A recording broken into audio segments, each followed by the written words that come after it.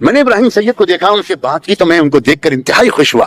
نماز کا بڑا سا نشان, تہجد کا پابند, نماز با جماعت کا اہتمام, روزانہ تہجد پڑھنے والا انسان, انتہائی تقوی والا. میں نے پروفیسر ابراہیم سے پوچھا تو انہوں نے کہا کہ اللہ کا بہت شکر ہے کہ امریکہ اور کینیڈا میں.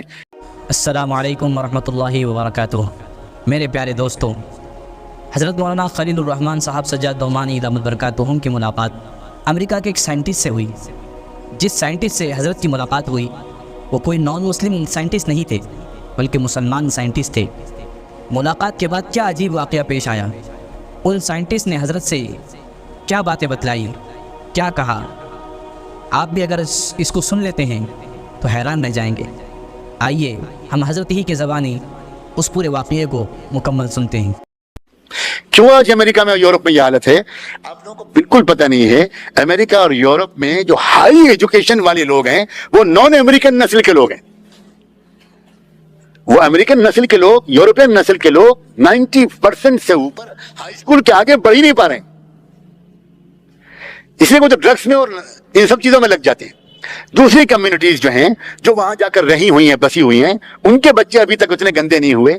ان بچوں کے اندر ابھی فی الحال ایک ارج ہے آگے بڑھنے کی.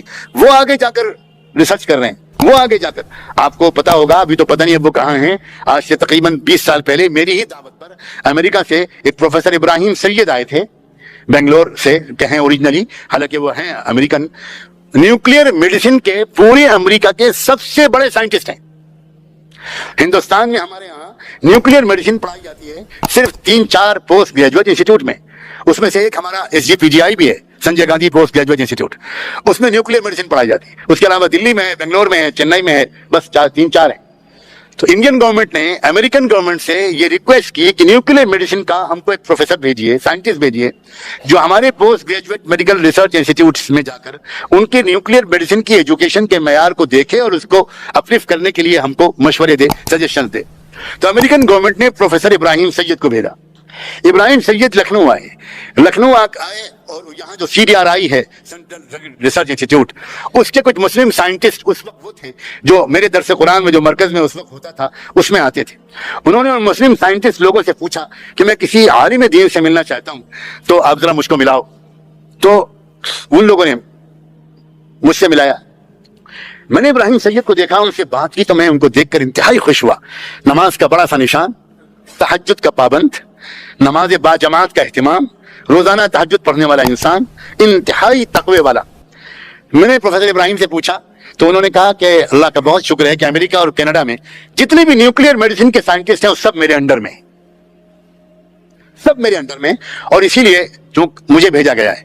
پھر یہاں ہم نے لکھنؤ میں ان کا ایک پروگرام بھی کرایا, ایک تلسی ہال میں شاید آڈیٹوریم میں ان کا ایک پروگرام ہوا تھا. بہت شاندار پروگرام ہوا اور ان کی ایک بڑی زبردست تمنا تھی کہ کسی طرح یہ دینی تعلیم اور سائنٹیفک ایجوکیشن دونوں مل جائے. اللہ کا شکر ہے, اللہ تعالیٰ نے, میں نے اس موضوع پر کچھ کوششیں کی. اب جا کر امید ہے کہ میں جہاں پر جا کر اس گاؤں میں بسا ہوں, اللہ نے چاہا تو یہ میرا بچپن کا خواب پورا ہوگا.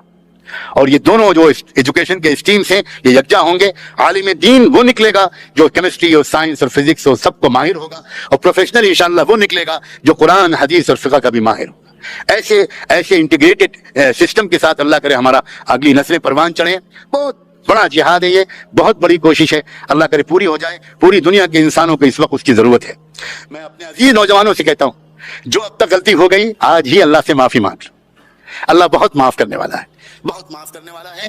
لیکن اب کوشش کرو کہ اپنے گھروں کے اندر اپنی بہنوں, اپنی ماؤں اور اپنی, اگر آپ شادی ہو چکی ہے تو اپنی فیملیز کے ساتھ آپ باقاعدہ آج طے کرو کہ اب ہم نے غلطی کی تھی کہ ہم نے نماز روزہ تو اسلام کا لے لیا تھا, لیکن جو تہذیبی ویلیوز ہیں, حیا, حجاب, پردہ, یہ سب ہم نے چھوڑ دیا تھا. اب ہم واپس آئیں گے اپنے پورے اسلام کی طرف. اور نہ صرف یہ کہ آپ خود واپس آؤ بلکہ آپ اپنے جو کلاس فیلوز ہیں, آپ کی اپنی جو فیکلٹیز ہیں, آپ کے اپنے جو پروفیسرز ہیں, مسلم ہوں یا نان مسلم, ان کے سامنے بھی آپ ایمان کے ساتھ, ہمت کے ساتھ, نالج کے ساتھ اس موضوع پر بات چیت کا آغاز کرو.